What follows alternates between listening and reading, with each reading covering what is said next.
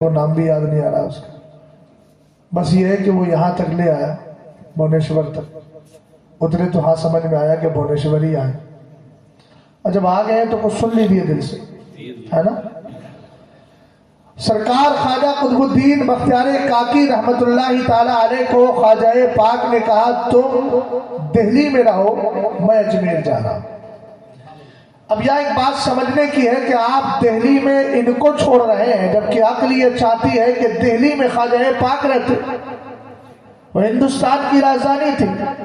اجمیر شریف تو آج بھی بہت بڑا نہیں ہے آبادی کے اعتبار سے، تو پھر اس کے علاوہ اس زمانے میں تو اور مختصر رہا ہوگا، مگر کیا وجہ ہے خواجہ پاک اجمیر شریف چلے آئے اور حضرت خواجہ قطب الدین بختیار کاکی کو آپ نے دہلی میں چھوڑ دیا؟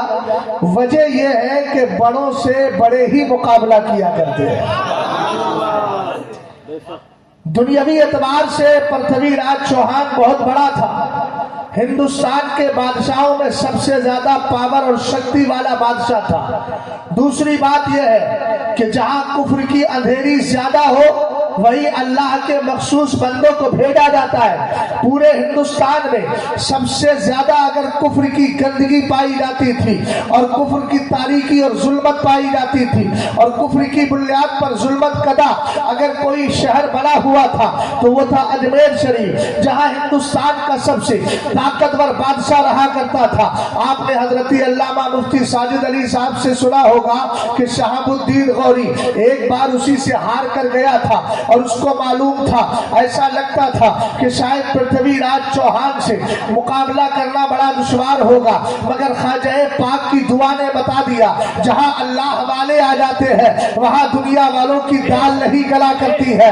اللہ والے ہتھیاروں پر بھروسہ نہیں کرتے، اللہ کی ذات پہ بھروسہ کیا کرتے ہیں۔ خواجہ پاک نے خواجہ قطب الدین بختیار کاکی کو ہندوستان کی راجدھانی میں چھوڑا اور خود اجمیر شریف آ گئے، اور آنے کے بعد آپ نے اس کا مقابلہ اس طرح کیا کہ اس کا جوگی جاپان نامی جو قریبی تھا وہ جادوگر آپ کے بس میں آ جاتا ہے اور وہ عبداللہ بیابانی کے نام سے مشہور ہو جاتے ہیں، اسلام کا دامن تھام لیا کرتے ہیں۔ اور ایک بات میں آپ کو اور بتاؤں، ہندوستان کی راجدھانی اگرچہ دہلی ہے مگر روحانیت کی راجدھانی اجمیر معلیٰ ہے۔ ہم نے کہا یہ خواجہ پاک کا کرم ہے، اپنے مرید کو لے کر کے آئے تھے، اپنے مرید کو لے کر کے آئے اور لا کر انڈیا کے اندر ہندوستان میں دہلی میں چھوڑ دیا تاکہ سمانے والوں کو پتہ چل جائے ہندوستان کی راجدھانی کو بچائے گا تو خواجہ کا مرید بچائے گا، اور ایک عام شہر کو، ایک عام جگہ کو روحانیت کی راجدھانی بنائے گا تو پیر و مرشد خواجہ معین الدین چشتی بنائے گا۔ اور سمانے والوں کو بتا دیا جائے کہ یاد رکھو اگر دلی کو بچانا ہے تو قطب الدین کو راضی کرنا ہوگا، اور پورے ہندوستان کو بچانا ہے تو اجمیر معلیٰ کے خواجہ معین الدین چشتی کو راضی کرنا ہوگا۔ 4-5 سال پر حکومتیں ختم ہو جاتی ہے لیکن میرے خواجہ کی حکومت وہ ہے، کل بھی دلوں پہ راج کرتا تھا، آج بھی دلوں پہ راج کر رہا ہے۔ اور ایک جملہ عرض کرتا ہوں، کسی نے کہا تھا کہ خواجہ کے مزار کو یہاں سے ہٹاؤ، آج ہی مجھے خبر ملی کسی اس کی طبیعت خراب ہوئی، کینسر کی بیماری ہو گئی، اور دنیا والوں نے آج بھی بتا دیا، ہندوستانی حکومت کے ایک کیندری منتری نے جا کر وہاں چادر چلا کر یہ بتا دیا ہے کسی کی حکومت آئے یا چلی جائے مگر خواجہ کی حکومت کل بھی باقی تھی اور آج بھی باقی ہے۔ اور دنیا والوں نے سمجھ لیا ہے اگر حکومتیں باقی رکھنا ہے تو اس بات کو راضی کرنا ہوگا جس دن یہ ناراض ہو گئی حکومتیں ہاتھ سے چلی جائے۔ میں نے عرض کیا تھا وہ بسائے تم بھگاؤ، کب ہے یہ ممکن بھلا تم کو شاید پرتھوی کا واقعہ ملتا نہیں۔ کیوں کرے ہم رخ کہیں کا اس وطن کو چھوڑ کر، حکم جب خواجہ کے در سے کوچ کا ملتا نہیں۔ ہم بسے ہیں اس زمین میں اور بسیں گے حشر تک، ہم سوارث اس زمین کا دوسرا ملتا نہیں۔ خواجہ پاک کا دربار حضرت خواجہ قطب الدین بختیار کاکی رحمت اللہ تعالی علیہ کی عادت تھی رات کو سونے سے پہلے 3000 بار میرے نبی کی بارگاہ میں درود شریف پڑھتے۔ موبائل جیب میں رکھیے اور سر پر اٹھائیے، موبائل چلانے کے لیے پورا دن ہے، پورا سال ہے، خلیفہ اعلیٰ حضرت کا عرس ایک دن آتا ہے، اس میں بھی اگر آپ موبائل چلائیں گے تو پھر فائدہ کیا ہے؟ توجہ ہے آپ کی؟ خواجہ قطب الدین بختیار کاکی کی عادت تھی 3000 بار درود پاک پڑھتے تھے۔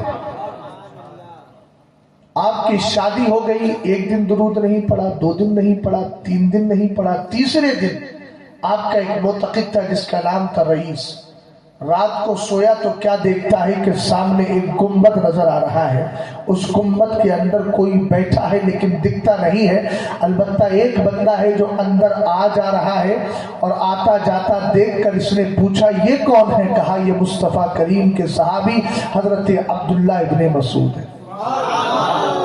اندر آ جا کیوں رہے ہیں؟ فرمایا اس گنبد کے نیچے مدینے کے تاجدار بیٹھے ہیں۔ کہا اچھا، تو کہا یہ ان کے آنے جانے کا مقصد کیا ہے؟ کہا آنے جانے کا مقصد یہ ہے، آنے جانے کا مقصد یہ ہے، آنے جانے کا مقصد یہ ہے کہ سرکار علیہ السلام سے اگر کوئی ملنا چاہتا ہے تو میرے نبی علیہ السلام سے جا کر یہ اجازت مانگتے ہیں، اگر اجازت مل جاتی ہے تو پھر آ کے بتاتے ہیں اور اس بندے کو حضور علیہ السلام سے ملاقات کرواتے ہیں۔ حضرت عبداللہ ابن مسعود کی بارگاہ میں جا کر رئیس نے جا کے سلام عرض کیا اور کہا سرکار مجھے بھی سرکار علیہ السلام سے ملاقات کرنا ہے، حضور سے اجازت لے لیجیے۔ عبداللہ ابن مسعود گئے، کہا میرے آقا رئیس نامی شخص دہلی کا رہنے والا ہے، آپ سے ملاقات کرنا چاہتا ہے۔ مدینے کے تاجدار نے فرمایا عبداللہ اتنا جا کر کہو ابھی رئیس تو ہمیں دیکھنے کے قابل نہیں ہوا ہے، ابھی تیری آنکھیں اس لائق نہیں ہے کہ تو ہمارا دیدار کر سکے۔ حضرت عبداللہ ابن مسعود سے میرے نبی علیہ السلام نے فرمایا رئیس سے جا کر کے کہو کہ میرے قطب الدین سے کہے 3 دن سے تو نے نبی پہ درود کیوں نہیں پڑھا ہے، اپنے نبی کی بارگاہ میں درود کا تحفہ پیش کیوں نہیں کیا ہے؟ آپ کچھ سمجھ رہے ہیں؟ رسول کریم صلی اللہ تعالی علیہ وسلم اگر سنتے نہیں ہے تو میرے نبی کو کیسے پتا چلا کہ عبداللہ ابن مسعود سے پیغام بھجوا رہے ہیں؟ قطب الدین سے جا کر کہہ دے رئیس کے 3 دن سے تو نے نبی پہ درود کیوں نہیں بھیجا ہے؟ رسول کریم صلی اللہ تعالی علیہ وسلم کے صحابی حضرت عبداللہ ابن مسعود نے پہلا پیغام رئیس کو یہ سنایا ابھی تم اور محنت کرو، ابھی اور تقوی پرہیزگاری اختیار کرو، ابھی تم نبی کو دیکھنے کے قابل نہیں ہوئے ہو، رسول کریم کے دیدار کے لائق نہیں ہوئے ہو، اور جاؤ حضرت قطب الدین سے، قطب الدین بختیار کاکی سے کہنا میرے نبی نے ارشاد فرمایا ہے 3 دن سے تم نے نبی کی بارگاہ میں درود کیوں نہیں پڑھا ہے؟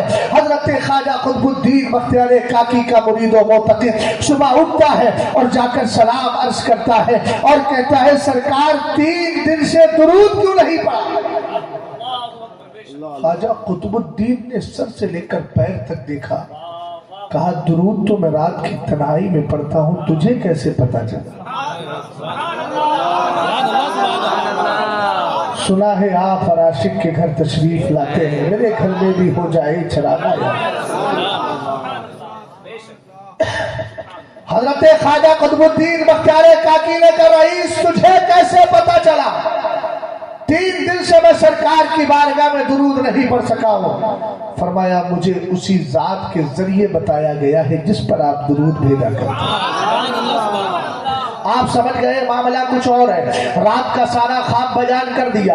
حضرت خواجہ قطب الدین بختیار کاکی رحمت اللہ تعالی علیہ نے رئیس کی کیفیت کو دیکھا، رئیس کی باتوں کو سنا، آپ کی آنکھوں میں آنسو آ جاتے ہیں اور روتے ہوئے کہتے ہیں رئیس گواہ ہو جا جب تک قطب الدین زندہ رہے گا اپنے نبی پہ درود و سلام پڑھتا رہے گا، اپنے نبی کو راضی کرتا رہے گا۔ ہم نے کہا اس کا مطلب یہ ہے حضرت خواجہ قطب الدین بختیار طریقہ کی، جو خواجہ معین الدین چشتی اجمیری کے مرید خاص بھی ہے، خلیفہ خاص بھی ہے اور آپ کے رفیق سفر بھی ہے، آج بھی ہندوستان میں دونوں آرام فرما رہے ہیں، آج بھی ہندوستان کی سرزمین پر دونوں آرام فرما رہے ہیں۔ آپ نے اسلام کو پھیلانے میں بہت بڑا کردار ادا کیا ہے، لیکن آپ یاد رکھیں ہندوستان کے اندر جتنے بھی حضرات اولیاء آئے ہیں، چاہے انہوں نے اسلام کو پھیلایا ہو یا اعلیٰ حضرت کی شکل میں اسلام کو بچایا ہو یا تاج الشریعہ کی شکل میں مسلک کو آگے بڑھایا ہو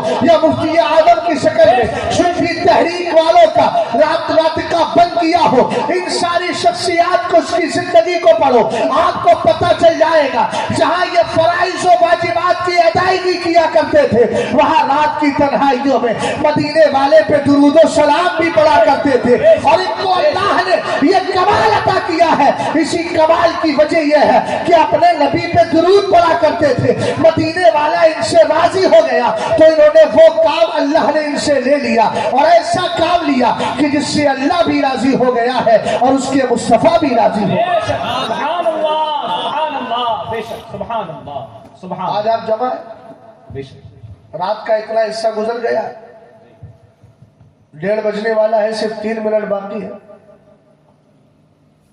لیکن کیا وجہ ہے؟ آپ سے اگر کہا جائے اپنے رشتہ دار قرابت دار کے لیے اتنی دیر بیٹھ جائے، اس کی باتیں کرنا ہے، نہیں بیٹھیں گے، لیکن مدنی تاجدار کے سچے وفادار جن کو ہندوستان کا نقشہ دکھایا بھی تھا تو مدینے والے نے، بے شک، بے شک، ان کی محبت میں بیٹھے ہیں۔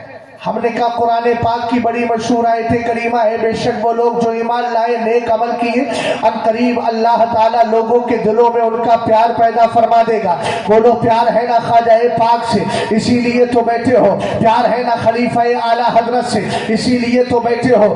آؤ اسی آیت کریمہ کی تفسیر اٹھاتے ہیں، حضرت حرم ابن حیان سے پوچھتے ہیں آخر کیا وجہ ہے کہ یہ حضرات اولیاء کی محبت میں یہ لوگ چلے آتے ہیں؟ اگر 11ویں ہوتی ہے تو بغداد چلے جاتے ہیں، 6 ہوتی ہے اجمیر کا رخ کر لیا کرتے ہیں، 25 ہوتی ہے سفر المظفر کی تو بریلی شریف چلے جاتے ہیں، 7 ہوتی ہے تو پھر بریلی شریف میں ان سے تاج الشریعہ میں شرکت کر لیا کرتے ہیں، سرکار مجاہد ملت کی بارگاہ میں چلے جاتے ہیں۔ آخر وجہ کیا ہے؟ تو آئیے حرم ابن حیان فرماتے ہیں ما اقبل العبد بقلبه الى الله تبارک و تعالی الا اقبل اللہ بقلوب عباده المؤمنین الیہ حتی یرزقہ مودتہم۔ فرمایا جب کوئی بندہ دل سے اللہ کی بارگاہ سے لگ جایا کرتا ہے، قرآن پاک کی خدمت کرتا ہے، حدیث کی خدمت کیا کرتا ہے، مدرسے میں طلبہ کو علم دیا کرتا ہے، منبر رسول پر بیٹھ کر سنیوں کی عقیدے کی حفاظت کیا کرتا ہے،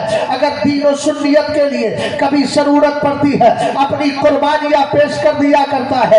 حضرت حرم ابن حیان نے فرمایا جب بندہ دل سے اللہ کی بارگاہ کے قریب ہوتا ہے، خواجہ پاک مدینہ شریف سے ہندوستان آئے تھے اسلام پھیلانے کے لیے، اللہ کی رضا کے لیے۔ آج آپ دیکھ رہے ہیں شہزاد کو بریلی سے بلایا ہے، بائی کار آیا ہے، پلین کا سفر کیا ہے، پھر گاڑی لینے کے لیے گئی ہے، کھانا پینا سب کیا ہے، اس کے بعد لوگ چلیں گے، چلتے وقت لفافہ بھی تھما دیں گے، لیکن قربان جائیے خواجہ پاک کی زندگی پر میرا خواجہ مدینہ شریف سے چلا تھا، رک گیا تھا بغداد معلیٰ کا، اور ہندوستان میں سب سے پہلے حضرت داتا گنج بخش لاہوری کی بارگاہ میں آ کے چلا بھی کیا تھا، ہندوستان میں قدم رکھا تھا، اجمیر میں کوئی رشتہ دار نہیں تھا، کسی نے دعوت دے کر پروگرام کے لیے اسلامی اور دینی محفل کے لیے نہیں بلایا تھا، بس ساتھ میں چند لوگ تھے اور خواجہ پاک تھے، بے سر و سامانی کا عالم تھا۔ ہم کہتے اصل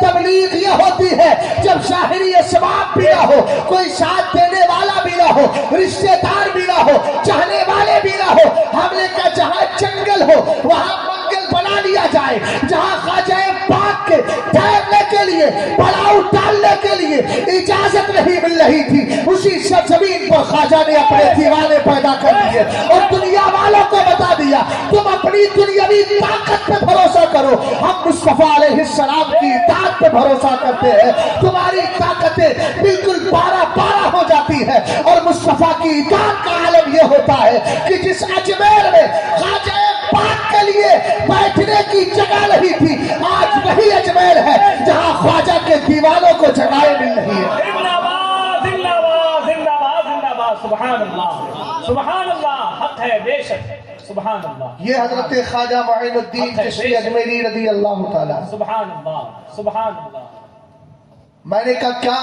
حضرت حرم ابن حیان نے فرمایا جب بندہ دل سے اللہ کی طرف لگتا ہے نا، اللہ ایمان والوں کا دل اس کی طرف موڑ دیا بے شک، سبحان اللہ، یہاں تک کہ ان کے دلوں میں اس کا پیار پیدا فرما دیتا ہے۔ بے شک۔ اب سوال یہ ہوتا ہے کہ وہابی بدعقیدہ تو محبت رسول، محبت اولیاء نکالنا چاہتا ہے، وہ نکالنا چاہتا ہے، نکل پائے گی؟ ہم نے کہا نہیں نکلے گی، اس لیے کہ محبت اگر یہ دنیاوی ہوتی تو نکل جاتی، اور 2-4 دن کی ہوتی تو نکل جاتی۔ یہ محبت تو وہ ہے جو اللہ نے صدیوں پہلے ہمارے دلوں میں پیدا فرمائی۔ سبحان اللہ سبحان حدیث سنا دوں؟ اللہ، اگر ذہن حاضر ہو تو سنا دوں، 2 بجے تک گفتگو کروں گا انشاءاللہ۔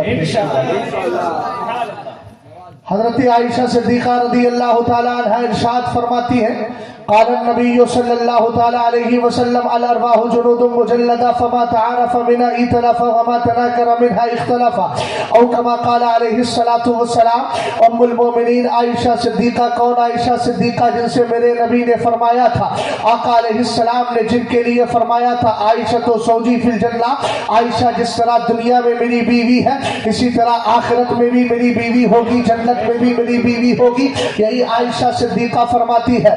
میرے نبی علیہ السلام نے ارشاد فرمایا، کیا فرمایا؟ الارواح جنود مجلدہ، جب اللہ نے دنیا کو پیدا نہیں کیا تھا، ابھی روحوں کو پیدا کیا ہے، ابھی انسانی شکل میں، نہ تو حضرت آدم کا وجود اور پتلا تیار ہوا ہے، نہ حضرت شیش دنیا میں تشریف لائے ہیں، نہ حضرت نوح نے اس آسمان کی سفیدی کو دیکھا ہے، ابھی تو انسان آیا ہی نہیں ہے۔ اللہ نے صرف روحوں کو جمع کیا، جس میں ایمان والوں کی روحیں بھی تھی، کافروں کی روحیں بھی تھی، عام مومنین کی روحیں بھی تھی، حضرات اولیاء کی روحیں بھی تھی۔ سرور کائنات فرماتے ہیں روح عالم ارواح یعنی روحوں کی دنیا میں اسی طرح جمع تھی جس طرح چھاؤنی میں فوجی جمع ہوتے ہیں، ایک فوجی کا کوارٹر ادھر، دوسرے کا کوارٹر ادھر، تیسرے کا کوارٹر ادھر، اس طرح اللہ نے روحوں کو روحوں کی دنیا میں رکھا تھا۔ فرمایا فما تعارف منها ائتلف، جن روحوں کا روحوں کی دنیا میں ایک دوسرے سے تعارف، ایک دوسرے سے جان پہچان، ایک دوسرے سے انٹروڈکشن، ایک دوسرے سے تعلق قائم ہو گیا تھا، سرور کائنات فرماتے ہیں ائتلف، ان روحوں کے درمیان محبت پیدا ہو گئی ہے، ان کے درمیان محبت اور پیار پیدا ہو گیا، اور فرمایا فما تناکر منها اختلف، اور جن روحوں کے درمیان جان پہچان نہیں ہوئی تھی ان میں اختلاف ہی رہا۔ اب اگر بد عقیدہ کہے میں نہیں جاتا اجمیر والے کی بارگاہ میں، اگر بد عقیدہ کہے میں نہیں جاتا بغداد والے کی بارگاہ میں، ہم نہیں جاتے ولیوں کی بارگاہ میں، خواجہ نظام الدین اولیاء کا رخ ہم نہیں کرتے، قطب الدین بختیار کاکی کا رخ نہیں کرتے، صابر پاک کلیری کا رخ نہیں کرتے، وارث دیوا کا رخ نہیں کرتے، مہرینہ مقدسہ کے، کالپی شریف کے، مسولی شریف کے، اسی طریقے سے بلگرام شریف کے، دھام نگر شریف میں ہم نہیں جاتے۔ کہنا تجھے جانے کی ضرورت ہی نہیں ہے، اس لیے کہ تیری روح نے ان ولیوں کی روح سے نہ اس وقت رشتہ قائم کیا تھا، نہ آج رشتہ قائم کیا ہے، اور نہ کبھی قائم ہو سکتا ہے۔ ہمارا رشتہ بغداد والے سے کل بھی تھا، ہمارا رشتہ چھٹی والے سے کل بھی تھا، ہمارا رشتہ ولیوں سے کل بھی تھا اور آج بھی ہے، اور قیامت کے دن ہمارا حال کیا ہوگا؟ یوم ندعو کل اناس بامامہم، ہم قیامت کے دن ہر گروہ کو اس کے امام کے ساتھ بلائیں گے، ہمارے اوپر قادری جھنڈا ہوگا۔ اسی لیے امام نے کہا قادری کر، قادری رکھ، قادریہ میں اٹھا، قدر عبد القادر قدرت نما کے واسطے۔ نعرہ تکبیر، نعرہ رسالت، مسلک اعلی حضرت فیضان غوث اعظم، فیضان غریب نواز، زندہ باد سبحان جو ہے بے شک۔ بھئی دیکھو ایسی ہم دیوانے آدمی ہیں، اگر اپنی پہ آ جاتے ہیں تو رات کے 2 بجے بھی مجمع میں آگ لگا دیتے ہیں۔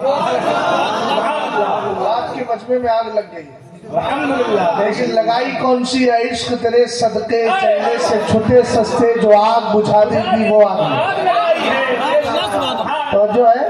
سبحان اللہ، ہاں، ایک بھائی پھر پیچھے آ کے بیٹھ گئے، چہرہ دکھائیں گے آپ نے؟ نہیں، میں دیکھنا چاہ رہا ہوں۔ سبحان اللہ، سبحان یہ مردوں کے لیے پردہ نہیں ہے نا، مردوں سے ہاں؟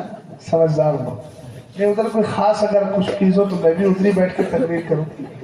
ہر آدمی اپنا فائدہ تلاش کرتا ہے، تو بھئی آپ کا فائدہ ہی کیوں، میرا بھی فائدہ ہو جائے۔ ہاں ہاں، گرمی زیادہ ہوتی ہے، اچھا ایسے لیے تو باہر بیٹھے ہو۔ توجہ ہے؟ اور سنیں گے؟ سنیں۔ خواجہ پاک کی ایک حیثیت نہیں ہے، بحیثیت ولی، بحیثیت سید، بے شک، بے شک، بحیثیت مبلغ، سبحان اللہ، بے شک، بحیثیت عاشق مصطفیٰ۔ اس طریقے سے آپ کئی حیثیتیں سن سکتے ہیں، مگر میں ساری حیثیتوں پہ بات نہیں کروں گا۔ سنیے، خواجہ پاک جب میرے نبی علیہ السلام کی بارگاہ میں حضرت خواجہ عثمان ہارونی کے توسط سے گئے تھے، حضرت خواجہ عثمان ہارونی کے واسطے سے گئے، فرمایا سلام کرو۔ میرے نبی علیہ السلام کو جب سلام کیا تھا تو السلام علیکم یا رسول اللہ کہا، قبر انور سے آواز آئی وعلیکم السلام یا قطب المشائخ۔ سبحان اللہ، سبحان اللہ، سبحان اللہ، سمجھ میں آئی بات؟ سبحان اللہ، کیا لفظ نکلا؟ قطب المشائخ۔ ہم نے کہا لفظ قطب جانتے ہیں آپ؟ میں خواجہ پاک کی قطبیت ہی پر بات کر رہا۔ قطب کا مقام آپ کو معلوم ہے کتنا بڑا ہوتا ہے؟ آؤ ذرا اعلیٰ حضرت کی فتاوی رضویہ کو اٹھاتے ہیں، اور اعلیٰ حضرت نے فتاوی رضویہ شریف کے اندر امام عبد الوہاب شارانی کی ایک کتاب الیواقیت والجواہر فی بیان عقائد الاکابر، اعلیٰ حضرت امام اہل سنت رضی اللہ تعالی عنہ کہتے ہیں، آپ نے فرمایا ان اکبر الاولیاء بعد الصحابۃ رضوان اللہ تعالی علیہم اجمعین الکتب ثم الامامان ثم الافراد ثم الاوتاد ثم الابدال، او کما قال سیدنا الامام عبد الوہاب الشعرانی رضی اللہ تعالی عنہ۔ آپ فرماتے ہیں سنو، حضرات صحابہ کے بعد سب سے بڑا مقام ولیوں میں اگر کسی کا ہے تو قطب اور غوث کا ہوا کرتا ہے، دوسرا مقام اس غوث کے دو وزیروں کا ہوتا ہے، تیسرا مقام افراد کا ہوتا ہے، چوتھا مقام اوتاد کا ہوتا ہے، پانچواں مقام ابدال کا ہوا کرتا ہے۔ توجہ فرمانا، جس طرح آپ دنیا میں کہتے ہیں یہ کون ہے، کہا کہ یہ ہوم گارڈ ہے، یہ گارڈ ہے، کہا اس کے آگے بڑے یہ ہوم، یہ آپ کے کانسٹیبل ہے،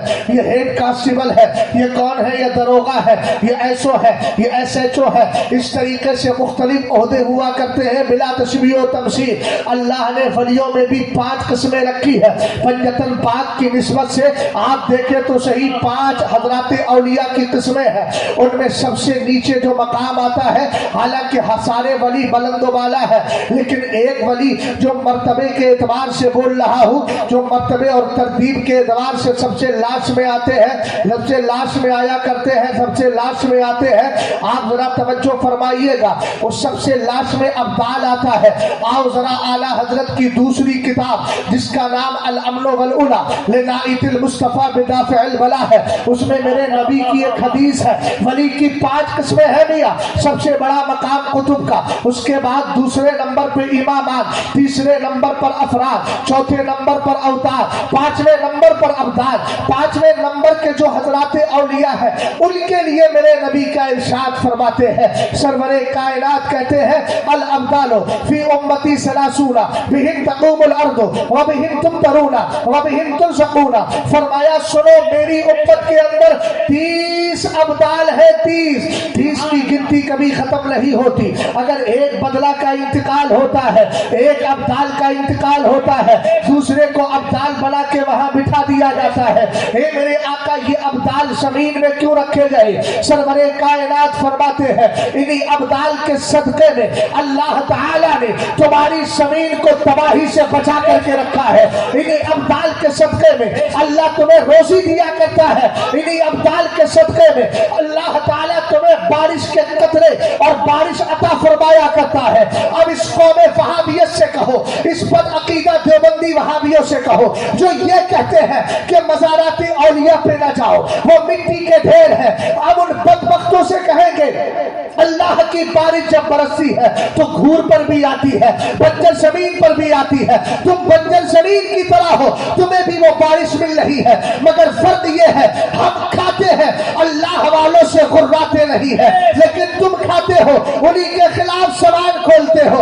اعلیٰ حضرت کہنے لگے تیرا کھائے تیرے غلاموں سے الجھے ہے ملکی راجب کھانے غرانے والے، ہمارا کام الجھنا نہیں ہے، ہمارا کام ولیوں کی بارگاہ پہ جا کے فیض حاصل کرنا۔ بے شک سبحان اللہ سبحان اللہ بے شک اللہ اکبر یا رسول اللہ زندہ باد اللہ اکبر یا رسول اللہ۔ اچھا ایک بات بتائیے، میرا میٹر مفتی صاحب سے ٹکرا تو نہیں رہا؟ میں اس لیے بول رہا ہوں کہ ایسا نہ لگے آپ کو یہ بات سن چکے ہیں، ابھی دوبارہ سنا رہے ہیں۔ بھئی آپ بتائیے، ریشے سرخ، ارے لال داڑھی والے بھائی جو بیٹھے ہیں، ٹکرا تو نہیں رہا؟ الگ ہے؟ لذت محسوس ہو رہی ہے کہ نہیں؟ ولیوں کے ذکر میں اگر لذت نہیں ہوگی تو پھر کس چیز میں ہمیں لذت ہے؟ مولانا صاحب سمجھ میں آ رہا ہے؟ اچھا توجہ، آگے بڑھیے۔ ہم نے کہا ابدال سے بڑا مقام اوتاد کا، وطن عربی کا لفظ ہے، اسی کا جمع ہے، یعنی ایک سے زائد کو جمع کہتے۔ اوتاد کا معنی بہت سارے وطن، وطن کا معنی اردو میں آتا ہے کھوٹا۔ کھوٹا سمجھتے ہیں؟ ہاں؟ ارے کھوٹا جس میں آپ بھینس جانور باندھ دیتے ہیں زمین میں گاڑ کے، لکڑی کا۔ ہاں وہ کچھ بھی کہتے ہو، اڑیا میں میں نہیں جانتا، نہ اڑیا میں جانتا ہوں نہ پڑیا میں جانتا ہوں، نہ اڑیا میں جانتا ہوں نہ پڑیا میں جانتا ہوں نہ بڑیا میں جانتا ہوں، بس اردو میں جانتا ہوں کہ اس کو کھوٹا کہا جاتا ہے، اور کھوٹا جہاں گڑ جاتا ہے وہیں گڑا رہتا ہے۔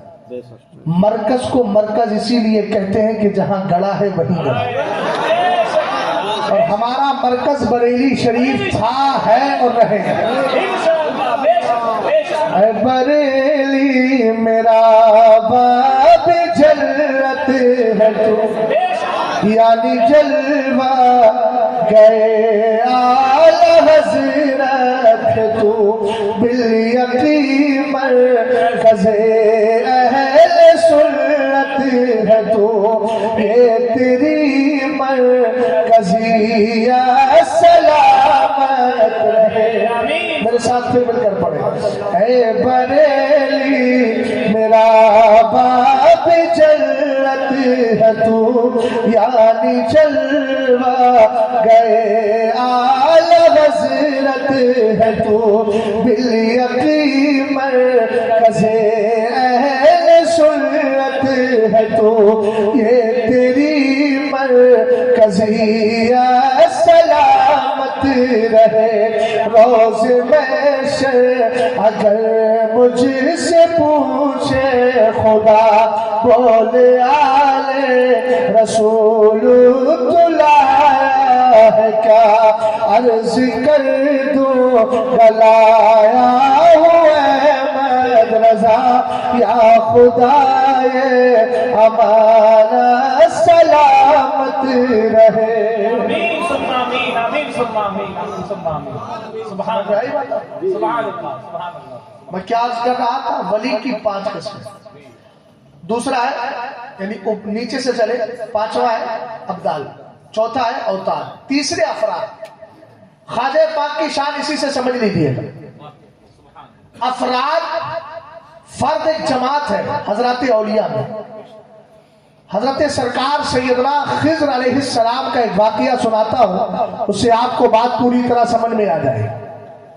حضرت خضر کے بارے میں ایک ولی نے دوسرے سے پوچھا کہ خضر زندہ ہے یا وصال فرما گئے؟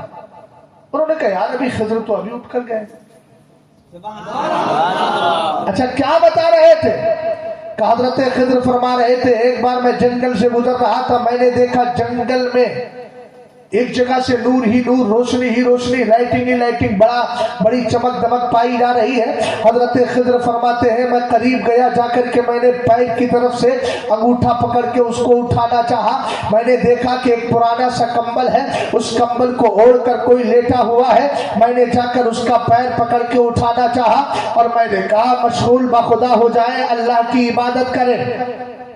कंबल से चेहरा छुपाए इस तरीके से, अंदर से आवाज आती है खिज्र हमें पर डिस्टर्ब ना करो, हमें परेशान ना करो, खिज्र जाओ आप अल्लाह की इबादत में लगो, आप अपना काम कीजिए, हमें अपना काम करने दीजिए। हजरत खिज्र ने फरमाया अगर आप नहीं उठोगे तो मैं इस इलाके वालों को बता दूंगा ये अल्लाह का वली आराम कर रहा है। फरमाया अगर आप कहेंगे तो मैं भी बता दूंगा, यही तो खिज्र है जिनको जमाना तलाश कर रहा है, जिनकी मुलाकात का जमाना ख्वाहिशमंद है। हजरत खिज्र ने कहा अच्छा आप मेरे लिए दुआ कीजिए। उन्होंने दुआ की तो कहा अल्लाह आपको अपनी मारिफत, अल्लाह आपको अपनी पहचान और ज्यादा अता फरमाए। फिर कहा खिज्र माजरत चाहता हूँ, आपकी नजरों से ओझल हो जाऊंगा। वो वली फौरन नजरों से ओझल हो गए। हजरत खिज्र फरमाते हैं फिर आगे बढ़ा, आगे जाकर के मैंने देखा फिर एक जगह से रोशनी निकल रही है, चमक दमक है, चमक दमक है। रसूल करीम सल्लल्लाहु ताला अलैहि वसल्लम के दीवानों,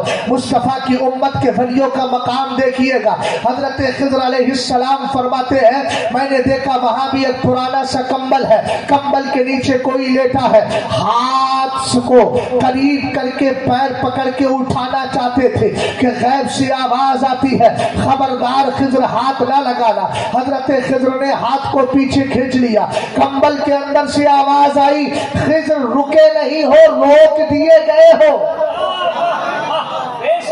हजरत खिज्र ने जब आवाज सुनी तो पता चला कि ये मर्द नहीं औरत है। कहो उठिए अल्लाह की इबादत कीजिए। उसने कहा हजरत खिज्र से आप अपना काम कीजिए, हम अपने काम में। फरमाया आप नहीं उठोगी तो मैं इलाके वालों से कह दूंगा ये अल्लाह की वलिया है। फरमाया मैं भी कह दूंगी यही तो हजरत खिज्र है जिनसे लोग मिलना चाहते हैं। अब सुनिएगा, हजरत खिज्र फरमाते हैं मेरे लिए दुआ करो। कहा कि मैं दुआ कर रहा हूँ, आप कीजिए कि नहीं आपको दुआ करना होगी। दुआ की तो यही अल्फाज अल्लाह अपनी मारिफत आपको और ज्यादा अता फरमाए, अपनी पहचान और ज्यादा अता फरमाए। हजरत खिज्र ने कहा एक सवाल मेरे जहन में आ रहा है, एक बात तो बताओ, अभी एक मर्द मुझे मिला था, उससे मैंने दुआ कराई, उसने भी यही दुआ की और आप भी यही दुआ कर रही हो, आखिर तुम्हारा उससे रिश्ता क्या है? कहा मेरा रिश्ता, वो मेरा शौहर था, मैं उसकी बीवी हूँ। फरमाया जंगल में करने क्या आए हो? पुराना सा कंबल ओढ़कर जंगल में लेटे हो। अगर 2018 का जनाजा तुम्हें बरेली की सरजमीन पर याद हो तो उसको नजरों में रखना और सरकार ताजुश्शरिया की हर हर बात को अपने लिए कौले फैसल के तौर पर लीजिएगा, इंशाअल्लाह जिंदगी कामयाब हो जाएगी। सरकार ताजुश्शरिया का जनाजा याद करे और इस वाक़ये के आखिरी जुमले को सुने।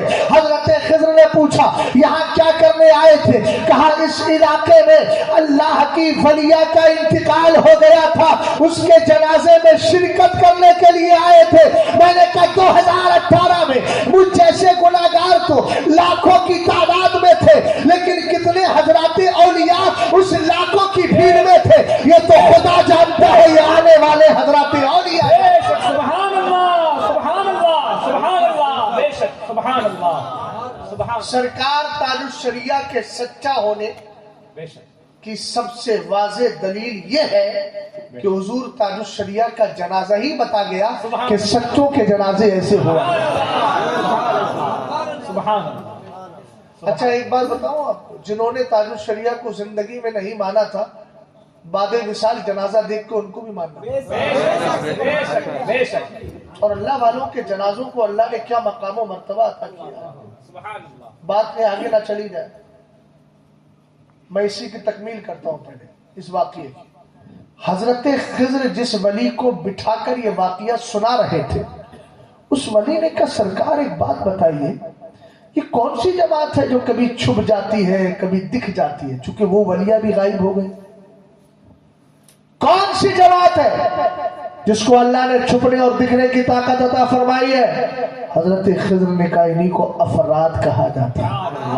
سبحان اللہ۔ میں نے کتنی قسمیں بتائی تھی، جلدی بولو؟ 5 بتائی تھی، تیسری پہ چل رہا ہے نا؟ کیا بتایا میں نے کہ حضرت خضر نے کیا فرمایا؟ اسی جماعت کو افراد کہا جاتا ہے۔ محبت سے بولو ذرا سبحان اللہ۔ اسی جماعت کو افراد کہا جاتا ہے۔ اب سوال کرنے والے نے سوال یہ کر لیا، سرکار یہ افراد کی جماعت ایسی ہے، کبھی دکھتی ہے کبھی نظروں سے اوجھل ہو جاتی ہے، اللہ نے اس کو دکھنے اور چھپنے کی طاقت عطا فرمائی ہے، سرکار ایک بات تو بتائے، دنیا میں کوئی ایسا ولی بھی ہے کہ یہ جماعت بھی اس کی بارگاہ میں جا کے فیض حاصل کرتی ہو، اس سے اکتساب فیض کرتی ہو، اس سے برکتیں لیتی ہو، اس کی بارگاہ میں حاضری دیتی ہو؟ حضرت خضر نے کہا ہاں، اسی زمین پر ایک ایسا ولی ہے کہ جس کی بارگاہ میں یہ سب جاتے ہیں۔ کہا اسی ولی کا نام عبد القادر جیلانی ہے، غوث پاک ہے۔ اس لیے یاد رکھو قادریو، ہم بڑے خوش نصیب ہیں، ہم محبت سارے ولیوں سے کرتے ہیں، مگر ہمارا سلسلہ قادری سلسلہ ہے۔ سبحان اللہ، سبحان اللہ، حق ہے، بے شک بے شک۔ بات سمجھ گئے؟ سبحان اللہ، محبت ہمیں سب سے ہے، بے شک اور یہ وہ غوث پاک ہے بے شک۔ جن کی شان کو اعلیٰ حضرت نے بیان کیا تو کہا مزرعے چشت و بخارا و عراق و اجمیر، کون سی قسط پہ برسا نہیں جانا تیرا۔ سبحان اللہ، سبحان اللہ، توجہ ہے؟ سبحان اللہ۔ اچھا، یہ سلسلہ چشتیہ ہے، خواجہ معین الدین چشتی۔ چشت بخارا کے خراسان کے اندر ایک شہر کا نام چشت۔ یہ چشتی کی نسبت لگی کب سے ہے بتا دوں؟ اگر مفتی صاحب نے بتا دی ہو تو چھوڑ دیتے، نہیں بتائی۔ اصل میں حضرت خواجہ معین الدین چشتی اجمیری رضی اللہ تعالی عنہ سے 6 پشتوں پہلے، 6 سلسلوں پہلے ایک بزرگ ہیں جن کا نام ہے سرکار سیدنا ابو اسحاق شامی۔ حضرت ابو اسحاق شامی یہ ایک پیر و مرشد تھے جن کا نام تھا حضرت خواجہ ممشاد علی دینوری۔ یہ ان کی بارگاہ میں گئے اور جا کر کے مرید ہونا تھا، غالباً بغداد ہی کی سرزمین تھی، سرزمین بغداد ہی پر مرید ہونے کے لیے ان کے پاس آئے کون؟ حضرت ابو اسحاق شامی رحمت اللہ تعالی علیہ۔ آپ نے آ کر کے سلام عرض کیا اور کہا حضور اپنے دامن کرم سے مجھے جوڑ لیا جائے، مجھے آپ اپنے ہاتھ پر بیعت کر لیں۔ آپ نے فرمایا تمہارا نام کیا ہے؟ کہا میرا نام ابو اسحاق شامی ہے۔ آپ نے فرمایا آج سے تمہارا نام ابو اسحاق شامی نہیں، ابو اسحاق چشتی رہے گا۔ آپ نے چشتی کی نسبت ان کو عطا فرمائی۔ یہ کس نے دی تھی؟ حضرت خواجہ ممشاد علی دینوری رحمت اللہ تعالی علیہ، یہ ان کے پیر و مرشد ہے ابو اسحاق شامی کے۔ فرمایا آج سے شامی مت لگانا، آج کے بعد تم چشتی لگانا۔ اور آپ نے ایک بشارت بھی دی، فرمایا تمہارے سلسلے میں جتنے لوگ بھی مرید ہوں گے قیامت تک وہ سب کے سب چشتی لگائیں گے۔ اور یہ چشتی سلسلہ چلا کس سے ہے؟ یہ چشتی سلسلہ سرکار سیدنا مولا کائنات رضی اللہ تعالیٰ عنہ سے چلا ہے۔ اور مولا کائنات کے سب سے پہلے خلیفہ کون بنے ہیں؟ حضرت سرکار خواجہ حسن بصری رحمت اللہ تعالیٰ علیہ بنے ہیں، انہی سے یہ سلسلہ چلا ہے۔ لیکن اس سے پہلے خواجہ ممشاد علی دینوری سے پہلے اس کو چشتی نہیں بولا جاتا تھا، اپنے اعتبار سے نام لگائے جاتے تھے۔ لیکن حضرت خواجہ ممشاد علی دینوری نے فرمایا ابو اسحاق شامی اب تم شامی نہیں لگاؤ گے، اپنے نام کے ساتھ چشتی لگاؤ گے تاکہ سلسلے کی شکل اختیار کر لے۔ اسی کے 6 پشتوں کے بعد، 6 نسلوں کے بعد یا 6 سلسلوں کے بعد میرے خواجہ حضرت خواجہ معین الدین چشتی اجمیری رضی اللہ تعالیٰ عنہ نظر آتے ہیں۔ اور آپ نے سلسلہ چشتیہ کی نسبت اگرچہ ابو اسحاق شامی سے شروع ہوئی ہے، لیکن سلسلہ چشتیہ کو دنیا میں عام جس نے کیا ہے اسی کو ہندوستان کا راجا ہم سب کا خواجہ معین الدین چشتی رحمت اللہ تعالیٰ۔ سبحان اللہ، سبحان اللہ، بے شک، سبحان اللہ، سبحان اور جو ولیوں کے مزارات پہ نہیں جاتے ہیں ان بدعقیدہ لوگوں سے کہنا تو خواجہ کے ہندوستان میں رہتا ہی کیوں؟ اس لیے کہ خواجہ پاک جب مدینہ شریف سے چلے تھے تو آپ کا یہ مزاج تھا جہاں حضرات اولیاء بظاہر زندہ ہوتے تھے ان کی بارگاہ میں فیض حاصل کرتے، اور جن کی قبریں تھیں ان کی قبروں پہ جا کر کے فیض حاصل کیا کرتے۔ سمجھ گئے؟ بہت سارے مزارات پر آپ کی حاضری ہوئی ہے۔ حضرت داتا گنج بخش لاہوری کی بارگاہ میں تو آپ نے چلنا کیا، آج بھی وہاں ایک کمرہ ہے، حضرت خواجہ معین الدین چشتی اجمیری رضی اللہ تعالیٰ عنہ کی جانب منسوب ہے۔ بات سمجھ گئے؟ اور جب آپ راستے میں آ رہے تھے تو الگ الگ ممالک کا آپ نے سفر کیا، بغداد کی سرزمین پر غالباً، ہاں بغداد ہی کی سرزمین پر جب آپ تھے نا تو آپ کو ایک ایسا اللہ کا ولی بھی ملا۔ توجہ فرمائیے گا، آج جو بد عقیدہ لوگوں کا رد کرے یا صحیح فتوے بتا دے، صحیح بات بتا دے، کسی بری چیز کا رد کر دے تو لوگ انہی کو گالیاں دینے لگتے ہیں، انہی کے مخالف ہو جاتے ہیں۔ اس واقعے کو ذہن میں رکھیے گا، حضرت سرکار سیدنا خواجہ معین الدین چشتی اجمیری جب بغداد کی سرزمین پر تھے، کتاب کا نام دلیل العارفین ہے، وہاں آپ کی ایک ایسے ولی سے ملاقات ہوئی جو 50 سال سے ایک ہی گوشے اور کونے میں بیٹھے تھے اور وہاں سے نکلتے نہیں تھے۔ آپ سے ملاقات ہوئی، سلام عرض کیا، آپ نے اشارہ کیا کہ معین الدین بیٹھ جاؤ۔ خواجہ معین الدین چشتی اجمیری رضی اللہ تعالیٰ عنہ بیٹھ جاتے ہیں۔ اس کے بعد کہا معین الدین سفر پر ہو، میں بھی تمہاری طرح لمبے لمبے سفر کیا کرتا تھا، میں بھی تمہاری طرح سیر و سیاحت میں لگا کرتا تھا، لیکن میں 50 سال سے ایک ہی جگہ بیٹھا ہوں۔ کہا وجہ کیا ہے؟ فرمایا وجہ یہ ہے کہ ایک بار میں ایک ایسے شہر سے گزرا جہاں بازار میں ایک ظالم انسان کھڑے ہو کر اپنے سامان کا بھاؤ تاؤ کر رہا تھا اور لوگوں کو چیخ چلا رہا تھا، لوگوں پہ ظلم کر رہا تھا، لوگوں کو اس کے چیخ چلانے سے تکلیف ہوتی تھی۔ میں نے اس کی بات کو سنا لیکن اس کو نصیحت نہیں کی، اس کو سمجھایا نہیں، واضح نصیحت نہیں کی، میں وہاں سے نکل کے آگے چلا گیا۔ فرمایا جیسے ہی آگے بڑھا غیب سی آواز آئی، تو نے ظالم کے ظلم کو دیکھ کر اپنی زبان کو بند رکھا، اگر تو چاہتا اور نصیحت کر دیتا تو وہ تیری بات کو مان جاتا، تو خاموش کیسا بیٹھا رہا؟ حضرت سرکار خواجہ معین الدین چشتی اجمیری رضی اللہ تعالیٰ عنہ سے کہتے ہیں وہ دن ہے، اس دن سے لے کر آج تک میں اپنے گوشے میں بیٹھا ہوں، کہیں نہیں جاتا ہوں، اور میرے دل میں ایک ہی خوف ستاتا رہتا ہے، قیامت کے دن میرے اللہ نے اگر مجھ سے پوچھ لیا کہ تیرے سامنے ظلم ہو رہا تھا، تو نے زبان کھولی نہیں، تو میں کیا جواب دوں گا؟ اور فرمایا اب اس لیے نہیں نکلتا ہوں کہ کہیں ایسا نہ ہو کہ پھر کوئی ایسی جگہ مل جائے جہاں مجھے بولنا ضروری ہو اور میں نہ بول سکوں، تو پھر میں اللہ کی بارگاہ میں کیا جواب دوں گا؟ اب پیارے میں آپ سے پوچھنا چاہتا ہوں، بریلی شریف اگر غلط کو غلط کہہ رہا ہے، حق کو حق کہہ رہا ہے، یہ ذمہ داری ہے بریلی شریف کے ذمہ دار حضور قائد ملت اگر غلط چیز کو دیکھ کر غلط بتا رہے ہو، شرعی اعتبار سے اگر فیصلہ سنا رہے ہو تو یہ ان کی ذمہ داری ہے، ورنہ یاد رکھو جو اپنی ذمہ داری سے کوتاہی برتتا ہے قیامت کے دن کیا جواب دے گا؟ اسی طریقے سے ہندوستان میں جتنے بھی رد کرنے والے علماء اہل سنت ہے، پھر کہائے باطلہ کا رد کرتے ہیں، ان کو گالیاں دینے کی ضرورت نہیں، ان کی قدر کیجئے اور اللہ کا شکر ادا کیجئے کہ ابھی غلط کو غلط کہنے والے علماء زندہ ہے، حق کو حق بتانے والے علماء زندہ ہے، اس لیے آپ کے سامنے سے ہٹ گئے۔ پھر گھال میل کا زمانہ ہوگا، ایمان عقیدہ بچاؤ گے کیسے؟ صحیح مسئلوں پہ عمل کیسے کرو گے؟ صحیح فتووں کو دل سے کیسے لگاؤ گے؟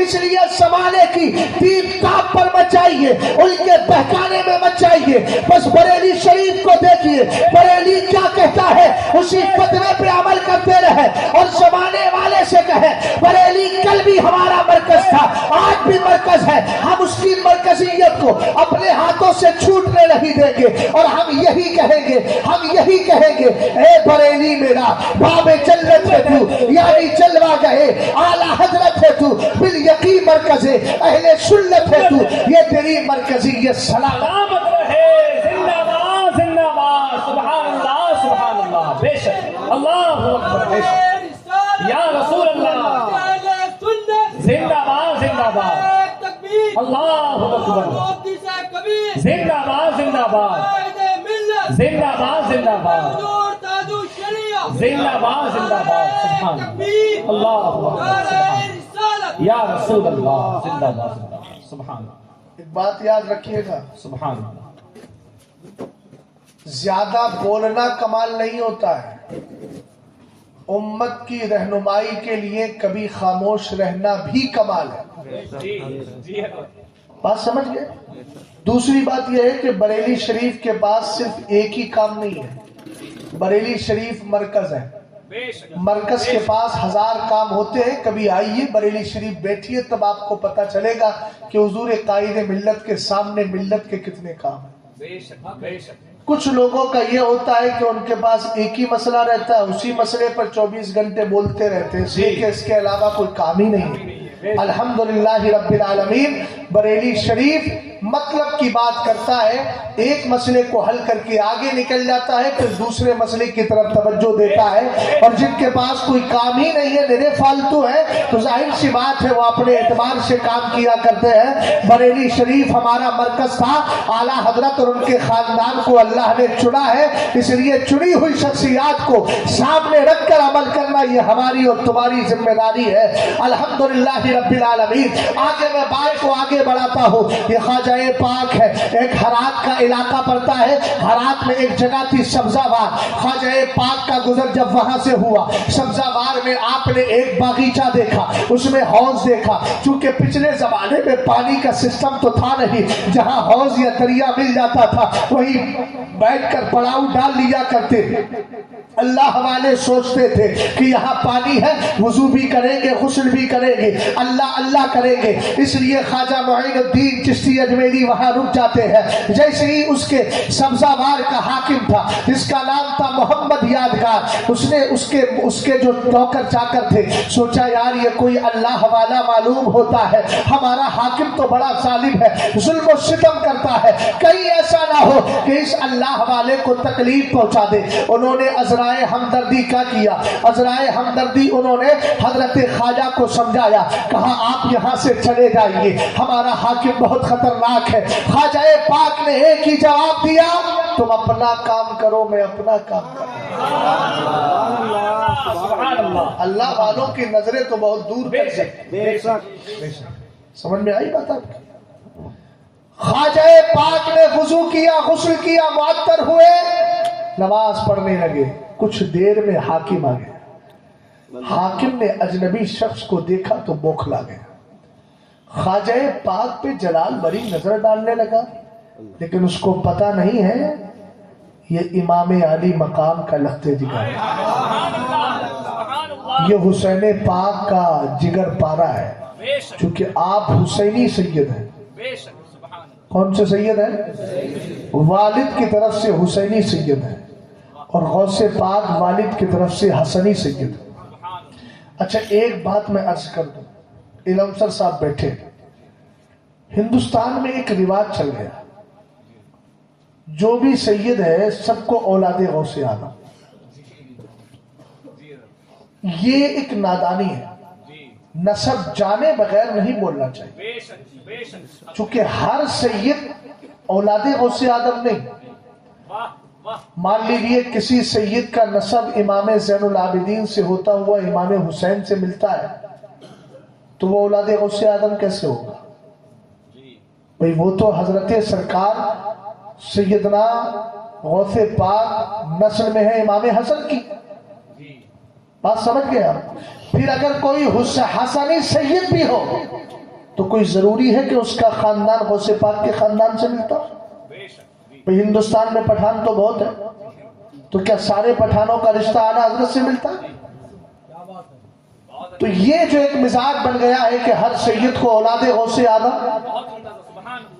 یہ درست نہیں ہے۔ جب تک کہ آپ کو نسب معلوم نہ ہو کہ غوث پاک رضی اللہ تعالیٰ عنہ سے ان کا سلسلہ نسب مل رہا ہے کہ نہیں مل رہا ہے، تب تک آپ اپنی زبان کھولتے کو ایک جملہ بنا لیا ہے، اس کو ایک فیشن بنا لیا ہے، سید زادوں کی قدر میرے سر آنکھوں پر، لیکن یاد رکھے سارے سادات کے خاندان ایک جیسے نہیں ہے۔ اوپر جا کے اگرچہ خاندان مولا کائنات سے جا کے ملتا ہے، اولاد علی کہہ سکتے ہیں، ہیں اس لیے کہ سب کا منتہا مولا کائنات ہے. سارے سیدوں کے باپ حضرت سرکار سیدنا مولا کائنات ہے. لیکن بعد میں جو آپ کے بیٹے ہیں, کوئی امام حسن کی اولاد میں ہے, کوئی امام حسین کی اولاد میں ہے, پھر امام حسن کی اولاد میں بھی ہے, تو پھر آگے چل کے بہت ساری شاخیں نکلی ہے. اس لیے سوچ سمجھ کر چونکہ نسب کو تبدیل کرنا یا اس طریقے سے بولنا کہ نسب پوری طرح تبدیل ہونے لگے, اس کی بھی اجازت شریعت نہیں دیتی ہے.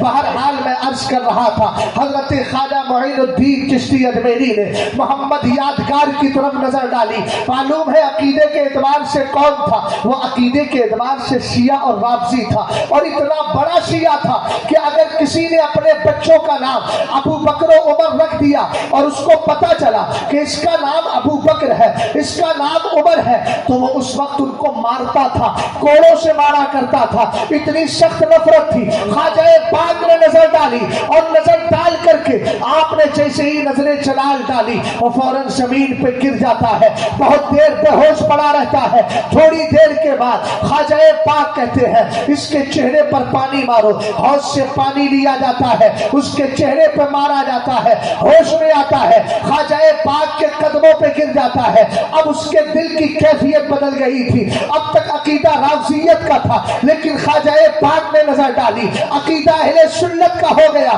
اس لیے سنیوں یاد رکھنا, اجمیر شریف کی سرزمین پر یہ لوٹنے کھسوٹنے والے لاکھ رافضی منہ بجاتے رہے کہ خواجہ ہمارے ہیں, خواجہ ہمارے ہیں. یاد رکھنا جب عقیدہ بدلتا ہے, فکر بدلتی ہے, تو حضرت نوح کے بیٹے کے لیے قرآن کہہ دیتا ہے انہو لیس من اہلی, وہ تمہارے گھر والوں میں نہیں ہے. پتہ چلا خونی رشتہ بعد میں ہے, ایمانی رشتہ پہلے ہے. اس لیے اگر زمین والوں کا یعنی زمین کے اوپر والوں کا عقیدہ زمین کے اندر والوں کے عقیدے سے میل کھا رہا ہو, تب تو ان سے زمین والوں سے محبت کرنا. اور اگر زمین کے اندر والوں کا عقیدہ کچھ اور ہو, زمین کے اوپر والوں کا عقیدہ کچھ اور ہو, تو زمین والوں کے اندر جو ہے زمین کے اندر والوں کا عقیدہ لینا ہے, زمین کے اوپر والوں کا عقیدہ چھوڑنا ہے. اس لیے اجمیر معلیٰ کے اندر جتنے بھی یہ رافضی مزاج پانے والے سب نہیں ہیں. کچھ اہل سنت سے بھی تعلق رکھتے ہیں, کچھ وہ ہیں جو اعلیٰ حضرت سے عقیدت بھی رکھتے ہیں, لیکن جو رافضی مزاج کے ہیں وہ لاکھ خواجہ خواجہ کہتے رہے, لاکھ تمہارے بچوں کو تمہارے گھر والوں کو چادریں ڈال کر دعائیں دیتے رہے, ان کی دعائیں قبول نہیں ہوگی. اس لیے کہ زمین کے اندر آرام فرمانے والا خواجہ رافضی نہیں تھا, سنی تھا. محمد یادگار کے دل کی کیفیت کو بدل کر زمانے والوں کو بتا دیا گیا کہ خواجہ کا عقیدہ سنیت والا ہے. اس لیے اگر زندہ رہنا ہے تو سنیت کو برقرار رکھے, تبھی آپ کا رشتہ خواجہ پاک سے برقرار ہے. بے شک سبحان اللہ سبحان اللہ سبحان اللہ, حق ہے بے شک. سبحان جو ہے سبحان اللہ. 5 منٹ کے اندر گفتگو ختم کر رہا ہوں, کیونکہ مجھے بھی فلائٹ پکڑنا ہے اور وقت زیادہ ہے نہیں. 2 بجے تک ہی بولنا تھا, بس آخری بات سن لیجیے. اسی واقعے کی تکمیل کر کے بات کو ختم کرتا ہوں. ہم لوگ جو ہے ایک منزل پر پہنچا کر بات کو پوری کر دیتے ہیں. توجہ ہے آپ کی؟ محمد یادگار نے خواجہ پاک سے عرض کیا, سرکار میری طرف دیکھیں, میری طرف. کمیٹی والے بات کر رہے ہیں, آپ کریں. بات تو ہو گئی ہے, تقریر تو مکمل ہو ہی گئی, بس اسی واقعے کی تکمیل کر رہا ہوں. محمد یادگار جو حاکم تھا, خواجہ پاک نے رضی اللہ تعالیٰ, میری طرف دیکھیں, خواجہ پاک رضی اللہ تعالیٰ عنہ نے کیا کیا؟ آواز کم کرنا ہے کم کر دیجیے, کوئی مسئلہ نہیں. حضرت خواجہ پاک رضی اللہ تعالیٰ عنہ سے عرض کیا, سرکار اب مجھے سبزہ بار میں مت چھوڑیے. اس نے اپنا سارا باغ خواجہ پاک رضی اللہ تعالیٰ عنہ کے ساتھ چلنے کی خاطر خدا کی بارگاہ میں قربان کر دیا.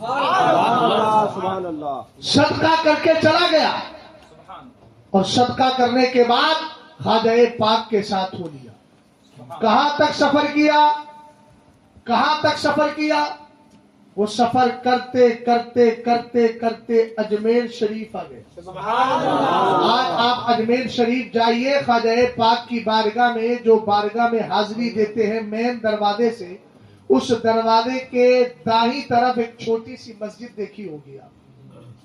اسی مسجد کے بالکل برابر میں ایک قبر ہے, وہاں دیکھیے گا محمد یادگار لکھا ہو.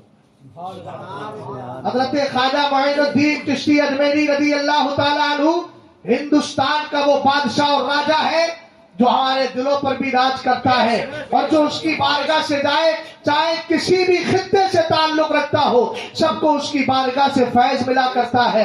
اللہ تعالیٰ کی بارگاہ میں دعا ہے کہ مولا کریم خواجہ پاک کی برکتوں سے ہمیں ہمیشہ سرشار رکھے.